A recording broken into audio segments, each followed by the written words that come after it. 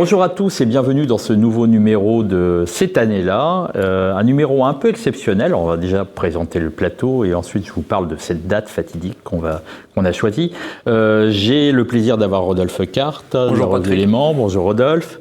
François Bousquet, notre rédacteur en chef. Bonjour ça Patrick. va bien. Et on a notre ami pour la deuxième fois de suite, 2 émissions, David Lépée. Ça va David? Ça va, La suite va bien? Oui, très bien.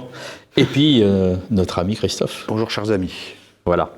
Alors, on a choisi, pour ce numéro, on n'a pas pris un vieux numéro, on a pris le numéro qui est en ce moment en kiosque, que vous pouvez trouver.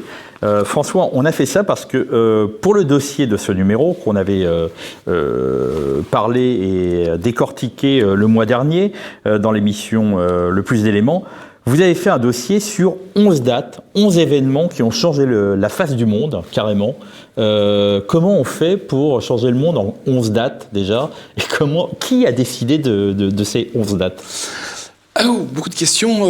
Déjà, c'est la rédaction, en tout cas son noyau dur, directeur de la rédaction, rédac-chef, directeur artistique, vous, Patrick Luzinski, qui arbitrons ce genre de choix. Alors, 11 dates, c'est un peu un marronnier, je le concède. Quand les journalistes n'ont pas d'imagination, ils reviennent au marronnier. Les 7 merveilles du monde, les 60 jours qui ébranlèrent l'Occident, les 10 plaies d'Égypte. Dans les 26 villes de France, oui. voilà. Ou les placements des hôpitaux, etc. Mais en réalité, non, c'est pas tout à fait ça. Nous, on a vraiment voulu faire les 11 dates vues par la rédaction d'Éléments. Il y avait vraiment un choix éditorial.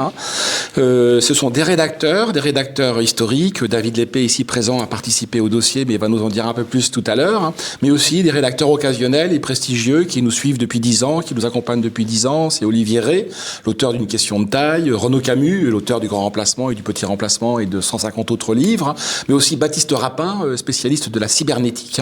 C'est une des dates du reste qu'on a choisi. Donc on fait valoir un point de vue sur ces 11 dates. Alors ces 11 dates, c'est quoi? Eh bien, c'est il y a 5000 ans, la domestication par les proto-indo-européens dans la steppe indo-européenne, eurasiatique, du cheval. C'est le propre. Ouais, mais c'est le propre. C'est le propre. Les Indo-Européens se répandent avant la domestication du cheval. On se rend compte à travers les squelettes découverts récemment, mais qui remontent à peu près à 4500, 5000 ans, c'est qu'il y a un syndrome de l'équitation. Il y a un tassement des reins sur les chevaux. Ce ne sont plus des chevaux sauvages. C'est le propre de l'Europe. En tout cas de l'espace eurasiatique. Et ça a permis aux Indo-Européens de se répandre et d'essaimer l'espace européen et l'espace asiatique et d'y implanter leur civilisation dont nous découlons. Donc c'est un sujet central pour nous, bien sûr. Il y a la conversion de Saint-Paul, parce que sans Saint-Paul, en tout cas, c'est le Rondouin, donc c'est lui du reste, Lionel Rondin, un type formidable, normalien, officier parachutiste. C'est les années 30, alors c'est 30-40. 30-40. 31-36. Enfin, voilà. 31 et 36. Voilà, 31-36 après la naissance. Les premières années 30, pas les années 30. Oui, exact. Oui. En quoi la conversion de Saul, parce que c'était un juif orthodoxe, alors très hellénisé, très attaché à la loi, mais aussi au logos grec, va être frappé par les foudres du Seigneur sur le chemin de Damas. Donc c'est le mécanisme de la conversion, comme Claudel le sera, comme Pascal l'a été. Et on considère que c'est un peu l'invention de l'universalisme. Et il invente l'universalisme, parce que dans le fameux épître aux Galates, c'est là où il dit qu'il n'y a plus de juifs, de grecs, d'hommes, de femmes, d'esclaves, d'hommes libres. Il n'y a que des gens qui sont dans le Christ. Ce qui fait qu'un Alain Badiou, aujourd'hui, communiste radical, dit que l'inventeur du communisme, c'est Saint Paul. Ça a une certaine légitimité. Quand le pape François va à Marseille pour demander à ce qu'on accueille les migrants, il reprend littéralement la prédication des lettres pauliniennes. Donc c'est assez central pour nous, mais ça, disons que c'est plutôt connu. En revanche, Guillaume Travers, qui est notre économiste organique et qui a vocation à pas apprendre la suite, parce que on ne veut surtout pas enterrer Alain de Benoît, mais qui a vocation, comme de Benoît, c'est un intellectuel organique, David également, peut-être que Rodolphe aussi le deviendra plus tard, en économie, en sociologie. Lui s'est intéressé à la réforme grégorienne qu'on ne veut pas voir. On l'apprend par le petit bout de la lorgnette. Et il dit qu'il s'est passé des choses, ça s'est pas fait en un seul jour. 1075, c'est ça. Voilà, mais ça va s'échelonner quand même sur plusieurs décennies, sinon plusieurs siècles. Comment l'Église va s'autonomiser, Comment le Vatican va prendre le pouvoir. Le roi, jusque-là, était vicaire du Christ. Désormais, le vicaire du Christ, c'est la personne qui est sur le trône du Vatican, de Saint-Pierre. Comment le droit romain va être récupéré, le droit Constantin, le code de Constantin.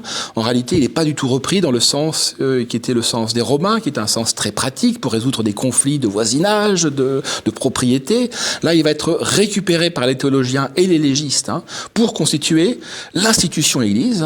Après l'institution État, donc à la fois l'Église et l'État vont se désencastrer du social. Guillaume Travers, le papier est lumineux. Et après, je cède la parole à mes camarades, mais on va traiter la bataille, c'est Olivier Rey, la chute de Constantinople. Là encore, on a voulu faire valoir un point de vue de la rédaction. La chute de Constantinople, on dit tout le temps, c'est les Ottomans qui précisément l'inverse, conquièrent le sol européen. Enfin, en tout cas, une partie du sol européen. Olivier Rey dit oui, c'est vrai, mais il y a une ironie de cette défaite, c'est que tous les grands savants, tous les grands lettrés, les mandarins au fond byzantins qui lisaient Platon, ont introduit Platon en Occident. Et Olivier Rey, il a cette singularité, c'est qu'il est philosophe, romancier, mais d'abord mathématicien, un mathématicien assez brillant. Et il dit que les mathématiques modernes naissent précisément de cette ironie de l'histoire. Byzance tombe, mais comme Byzance tombe, tout le corps des savants bascule à Florence, à Venise, en Adriatique, sur la côte italienne, et permettent à la science moderne, aux sciences de la nature, de se développer. Donc c'est l'ironie de l'histoire. Il y a la cybernétique, bien sûr, avec Baptiste Rapin. Et dernier petit mot, il ne pouvait pas ne pas y avoir Renaud Camus pour le grand remplacement, et Camus a fait un papier magnifique sur deux dates, en réalité, le regroupement familial en 1976, mais également la réforme Abi du collège, avec le collège unique. Voilà, c'est pour donner un petit peu le ton du dossier, avec un point de vue de la rédaction. Effectivement, il y a Alain de Benoît qui parle du cadran des 24 heures, la naissance du temps, quantité. Et alors, Christophe Jour, ce qui vous a interpellé, c'est 1536, votre ami Calvin. Oui, c'est mon ami Calvin. Alors déjà, c'est mon ami, le rédacteur c'est Thomas Hennetier. Thomas Hennetier. Effectivement, je me suis intéressé parce que ça me concerne un peu indirectement puisque moi j'ai des origines protestantes. Donc lui, Thomas prend la date de 1536, je crois, autour de la figure de Jean Calvin. Donc Jean Calvin, il est un peu postérieur à Luther. En fait, il publie ce texte qui est l'institution chrétienne, je crois, donc en 1536, début du XVIe siècle. C'est une manière de dire qu'il introduit l'esprit du capitalisme, l'esprit du libéralisme. Plus que le libéralisme, le capitalisme. Il y a le sociologue Max Weber qui a fait son grand livre au début du XXe siècle sur l'éthique protestante et l'esprit du capitalisme. Et on prend le problème à l'envers si on se demande en quoi le protestantisme, on se mord la queue. En quoi le protestantisme initie-t-il le capitalisme ou l'inverse? Alors la figure de Calvin, elle est intéressante. Elle est différente de celle de Luther. Déjà, Calvin, c'est un Français. C'est un Français, c'est pas un curé en fait, c'est une espèce de juriste. Alors le terme juriste n'est pas le même à l'époque. Luther est un Allemand de l'Est. C'est l'homme sérieux qui est prêtre en fait, qui est moine et qui publie cette thèse un peu avant. Donc il y a un esprit allemand qui est un esprit qui s'attache à la fois à des questions à la fois très complexes et très pragmatiques. Et il y a Calvin qui surgit. Et qui, moi, ça m'a fait penser. Alors, j'extrapole un peu avec cet article où Calvin est probablement l'instigateur d'un esprit, c'est-à-dire un changement de mentalité, notamment sur le rapport au travail, sur le rapport aux minorités, et en ce sens que par rapport à Luther, qui est une figure très allemande, Calvin, qui va finir par aller emmerder les Suisses, parce que sinon on l'a viré, il y a quelque chose, donc Calvin, qui est un grand personnage, bien sûr, où il y a cette espèce parfois de travers français de goût, de passion pour les idées, pour l'idéologie, en fait, les idées générales, les idées abstraites, et aussi la morale, la leçon permanente. Donc Calvin peut apparaître comme une espèce de cheval de Troie de ce capitalisme, où il y a un retournement de civilisation en anthropologie, où soudain l'argent ne devient pas problématique, et c'est le rapport à la foi, en fait, on est sauvé non pas par sa foi, par ses œuvres, on est sauvé par sa prospérité, par son poids dans le monde qui a changé considérablement. Avec une sorte d'austérité. David, vous qui êtes suisse, c'est vrai qu'en France, Calvin, il est français,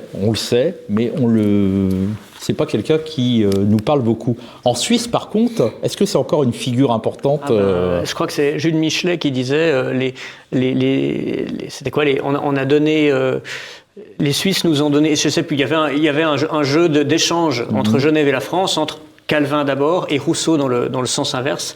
Non, oui, ça a son importance parce que c'est non seulement la figure de Calvin, mais aussi un mouvement migratoire assez important qui était les grandes migrations huguenotes de France vers la Suisse, dont je suis issu, même si ça remonte à loin, et dont beaucoup de Suisses sont issus, puisqu'ils se sont arrêtés là, c'était juste à côté, on parlait français dans une partie du pays, donc ça reste une religion assez importante. Ouais. Juste pour nos amis, votre nom David Lépée n'est pas un pseudo, contrairement à ce que racontent les gens. Non, c'est pas. Non. C'est vraiment votre nom, Lépée?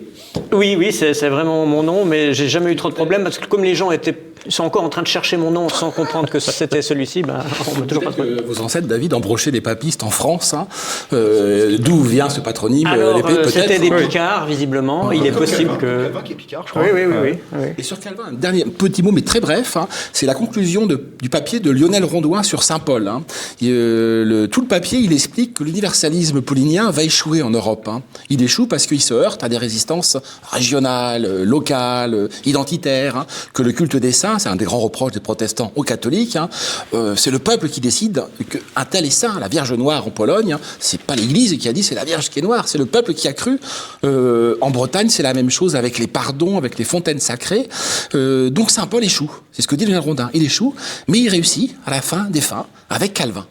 Avec toutes les sectes calvinistes, protestantes, qui considéraient que l'Europe c'est la grande Babylone, et qui vont prendre le Mayflower et traverser l'Atlantique, en considérant qu'il y a, avec un fond de ressentiment contre les Européens, et inventer, c'est ce que dit Rondouin, la thèse est paradoxale, mais elle est stimulante intellectuellement, elle peut prêter à discussion, que le paulinisme, Saint Paul, sa prédication se réinvente avec la destinée manifeste aux États-Unis, portée par les pères pèlerins fondateurs. Voilà, c'est un petit mot. Petit mot. Alors, David, vous avez été un peu plus loin, et je pense que ça va être la grande discussion parce que Rodolphe va bien sûr intervenir. C'est 1933, le titre, c'est Adolf Hitler et la première collaboration. Ces hommes qui aimaient le nationalisme plus que la nation. Alors ça, c'est le paradoxe de cet article qui va faire un peu polémique et qui a dû faire polémique, c'est que les nationalismes, en fait, ils sont contre la nation. Oui, alors. Oui, c'est un article qui va peut-être pas plaire à tous parce que mon primat dans cette analyse, il est vraiment souverainiste, clairement. 1933, il nous fallait une date parce que c'est le principe du dossier. Oui. C'est une date symbolique évidemment qui a son importance, mais ce sont donc les années 30, toute la fait, période de l'entre-deux-guerres et de la Deuxième Guerre. 1933, c'est l'arrivée de Hitler au pouvoir. Il y a vraiment deux phénomènes liés à ce que j'ai appelé ça les fascismes au pluriel et avec beaucoup de pincettes parce que c'est un terme générique, mais c'est pour faire référence à ce qui s'est passé pendant cette période-là à la fois en Allemagne et en Italie, c'est-à-dire l'arrivée au pouvoir de mouvements nationalistes en partie, ils avaient d'autres qualificatifs bien sûr, mais disons qu'ils se voulaient nationalistes. Le mouvement, la vague de sympathie qu'ils ont suscité ailleurs en Europe chez d'autres mouvements nationalistes, parfois ça pouvait être des individus, des écrivains, des mouvements politiques, parfois même des États, et qui ensuite ont voulu créer une jonction, une solidarité européenne. Le problème, c'est que ça s'accorde assez mal avec le primat du nationalisme, ce primat étant la nation. Parce qu'en réalité, des révolutions dans l'histoire qui s'inspirent de modèles étrangers, il y en a eu beaucoup. Je veux dire, depuis la Révolution française, et ça pouvait déjà être discutable, contestable, mais on n'y voyait pas forcément les mêmes contradictions, parce que finalement, ça pouvait être dans l'essence de ces révolutions quelque chose de plus internationaliste, de plus cosmopolite. Dans le cadre des nationalismes au pluriel, c'est pas tout à fait ça. Alors la critique que je fais porte d'ailleurs moins sur ces régimes-là, ma foi, qui défendaient leurs intérêts avec les conséquences que ça a eu, que sur ceux qui s'y sont ralliés. Et c'est, je pense, une période autant la grande période des nationalismes du 19e siècle, celle du printemps des peuples, qui soit ou non républicain d'ailleurs, était intéressante parce que c'était un patriotisme assez charnel qui était fondé sur les peuples, sur la géographie, sur l'esprit des lieux, sur la terre et les morts aussi, etc. Alors que là, au XXe siècle, on a ce nationalisme, et c'est pour ça qu'il va devenir si dangereux, si criminel et potentiellement si totalitaire, qui est beaucoup plus cérébral, beaucoup plus intellectuel, beaucoup plus désincarné. Ce n'est pas un nationalisme de peuple, c'est un nationalisme d'idées. C'est pour ça qu'il y a un isme derrière. Et ça aurait pu aller de pair, et peut-être que ça aurait limité la casse, mais il y a un moment donné où chez ces nationalistes-là, donc ce que j'appelle les fascistes au sens large, ont préféré le nationalisme comme idée à la nation comme réalité charnelle, peut-être parce que justement ils avaient ce rapport très sec aux patries, mais aussi peut-être parce que il y avait un fond quand même très très misanthrope, ce qui fait que le dégoût de son propre gouvernement, c'est pas grave, c'est même une bonne chose, je pense, mais quand ça dérive dans le dégoût de son propre peuple, de sa propre nation, de n'importe quoi, de sa propre histoire, alors là on voit plus tellement ce qu'il y a de national, et je pense en parlant ça, surtout ce qu'on appelle les mouvements collaborationnistes, que ce soit en France, en Belgique, en Hollande, enfin il y a eu un certain nombre de pays européens où ça s'est manifesté, et où le discours a été complètement inversé, puisque les résistants, donc les patriotes qui résistaient par exemple au nazisme en France, étaient qualifiés par les collaborateurs de force de l'anti-France. Le discours était complètement inversé, et ça je pense que c'est inquiétant, c'est quelque chose qui se présentait pas à l'époque des nationalismes au XIXe siècle, qui est nouveau et qui est toujours quelque part un petit peu chez nous, y compris parmi des gens assez proches de nous sans doute, et dont il faut un peu se méfier. On peut admirer certains pays, certains régimes, certains peuples étrangers, et je pense qu'il vaut mieux créer des liens d'amitié que de guerre avec eux. Néanmoins, on ne doit jamais oublier de quel point de vue est le nôtre et pour qui on se bat. Rodolphe, d'accord ou pas d'accord ? Disons que la période dont parle David est très intéressante, mais par contre, il faut aussi la mettre en perspective, à mon avis, avec le 19e siècle. Moi, je me suis intéressé pas mal aux travaux de Sorel, qui est vraiment un penseur qui a le pied justement sur les 2 siècles. Il naît en 1847, il va mourir en 1922. Et pour moi, j'ai pas participé à ce dossier directement, mais si j'avais dû participer, j'aurais sûrement, au lieu de prendre une date particulière, j'aurais plutôt pris la temporalité et ce fameux 19e siècle que Daudet traitait de stupide. Parce que ce 19e siècle, en vérité, il commence en 1792. C'est la fameuse phrase de Goethe au moment de Valmy en disant regardez, vous voyez vraiment l'histoire qui bascule. C'est le départ aussi, l'étincelle qui va créer ce principe de nationalité. Alors comme l'a très bien dit David, ce côté aussi très abstrait, très éthéré de la nation type républicaine. Mais ce qui m'a vraiment intéressé, à mon avis, ce qui est vraiment pertinent dans le 19e siècle, c'est qu'on a même un lien avec Christophe et le capitalisme. C'est vraiment l'époque où on a un chamboulement, une révolution industrielle, donc technique. On a aussi, cette montée de la bourgeoisie contre l'ancienne aristocratie. Donc là, on peut même faire un lien avec Bernard Lugan, la notion d'honneur. C'est vraiment la monarchie de Juillet, c'est la bourgeoisie triomphante. C'est Walter Benjamin qui disait, c'est vraiment l'arrivée de l'homme privé sur le devant de la scène historique. On n'est plus du tout dans des figures tutélaires à la du Guesclin ou à la Jeanne d'Arc. Là, on est vraiment dans la société de masse, dans la société, dans la structure. C'est l'affrontement de classe qu'on va retrouver chez les penseurs du socialisme, que ce soit chez Marx ou chez Proudhon. Donc, à mon avis, c'est vraiment cette période charnière qui va, à mon avis, déterminer toute cette époque moderne jusqu'à nous, et peut-être même plus que l'entre-deux-guerres. Souvent, on a tendance à se focaliser pour essayer de comprendre la politique moderne sur l'entre-deux-guerres, et à raison. Mais à mon avis, il faut même faut même prendre la chose en amont, et véritablement au 19e siècle. Je crois que c'était même Jean Vioulac qui disait assez justement qu'il y avait plus de différence entre l'homme du 18e siècle et nous actuellement qu'entre l'homme du 18e siècle et l'homme de la Rome antique. Donc on a eu vraiment un saut qualitatif, peut-être dans le mauvais sens du terme. Et aujourd'hui, je pense que ça nous donne plus de perspectives pour essayer de comprendre le futur saut justement qu'on aura technique avec l'entrée des intelligences artificielles et ce genre de choses. Donc là aussi, on aura prochainement des dates qui vont absolument bouleverser notre rapport, que ce soit au niveau des sociétés, des cultures ou même de l'homme tout simplement. David, là-dessus ? Eh bien, oui, c'est vrai que tout ça, ce sont les produits de la modernité, mais ce phénomène-là qui démarre dans les années 30 et qui, à mon avis, ne s'est pas terminé, c'est délicat à traiter parce que je pourrais dire que ce fascisme, dans le sens où je le prends, c'est-à-dire cette espèce de nationalisme dénationalisé, est la maladie infantile des nationalismes européens, du nationalisme français. J'évite de le dire parce que, ce mot, évidemment, dès qu'on emploie le mot fascisme, on pourrait me reprocher de céder à la facilité en cherchant à diaboliser mes contradicteurs. Ce qui n'est pas le cas. C'est pas Vous du parlez tout du mon fascisme propos. historique. Voilà. Mais je retrouve ça malheureusement dans la fascination de certains nationalistes français pour des régimes étrangers ou pour des empires étrangers, que ce soit. Je sais bien que dans Éléments, on a plutôt un tropisme sympathique à l'égard de la Russie, moi aussi d'ailleurs. Néanmoins, une espèce de poutinolâtrie qu'on voit de temps en temps interroge dans la mesure où. Et à l'inverse. Et à l'inverse, bien sûr. sûr, à l'inverse, bien sûr. La sympathie qu'il y avait eu il y a quelques années autour de Donald Trump était un petit peu de ce même acabit. On trouve la même attitude dans d'autres partis de la droite nationale à l'égard d'Israël ou parfois de la Chine. Et tout ça peut poser problème parce qu'on sent des gens qui finalement sont très déçus de l'image qu'ils se font du français tel qu'ils voudraient qu'il soit et qui se disent finalement la France avec l'Occident et tout le reste est sur une voie décadente, donc je remplace cet amour du peuple par l'amour d'un peuple qui n'est pas le bien et que j'idéalise, les peuples slaves par exemple, et ça je pense que c'est très dangereux, mais c'est typiquement un vice d'intellectuel ça. Ouais, je pense plutôt que c'est des configurations assez différentes, 1930, 2020, on a une société mondialisée, mais cela étant dit, le papier, je trouve comme David qu'il y a des prolongements contemporains sur cette question du nationalisme, parce qu'il y a d'autres nationalismes qui vont se greffer, qui sont des nationalismes paradoxaux. C'est un nationalisme européen qui a été une tentation d'Europe-Action, de Dominique Vénère en l'occurrence. Dominique Vénère va l'abandonner, puisqu'il se rend compte c'est une aporie historique, un nationalisme européen.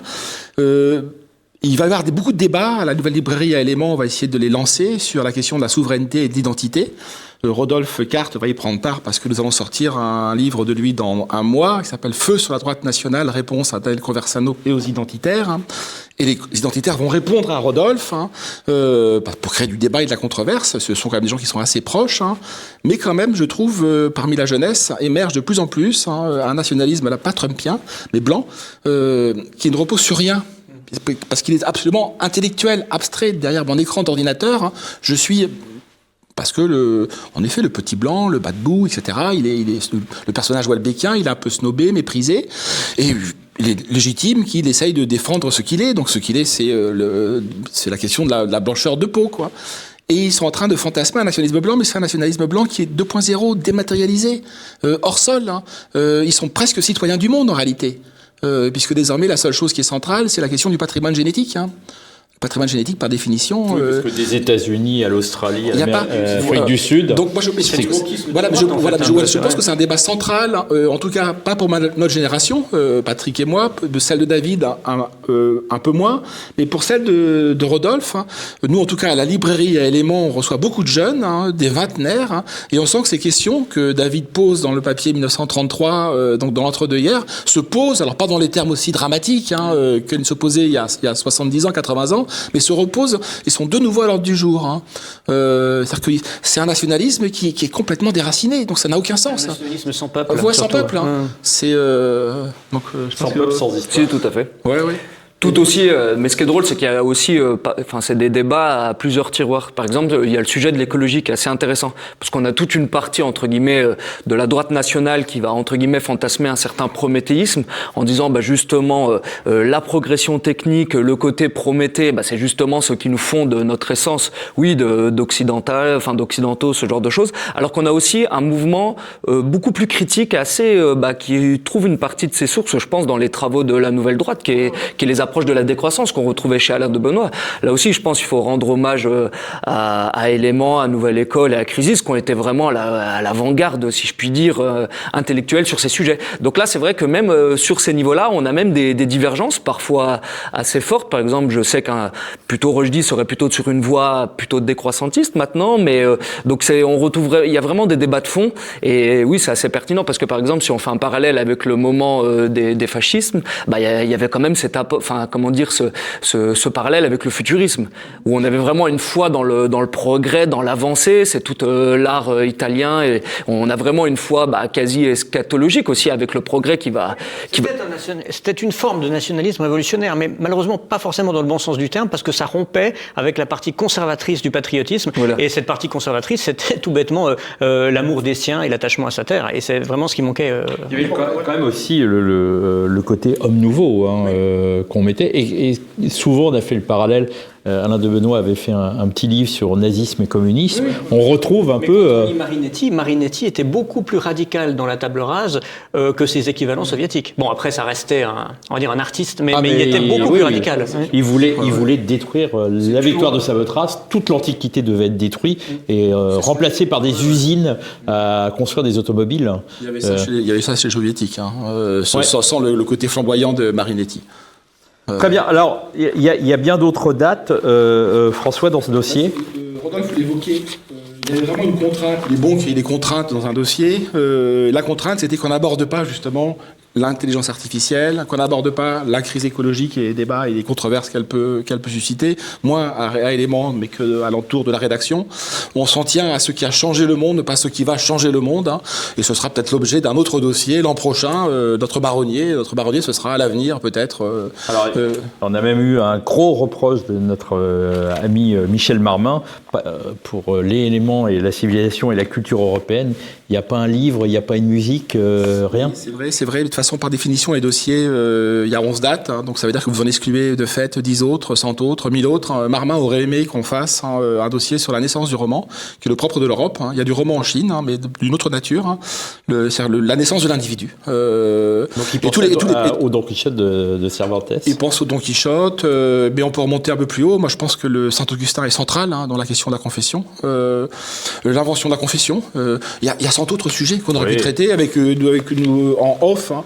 Pourquoi ne pas parler de Pasteur, de Napoléon, enfin tout l'invention de la machine à vapeur, que sais-je. Hein. Ce sont des choix, donc évidemment il y aura des gens qui seront réjouis par ces choix-là et d'autres qui seront déçus. Voilà, c'est dans ce numéro que vous pouvez toujours trouver en kiosque. Il est juste ici et nous on se retrouve dans 2 mois. Bonjour chez vous.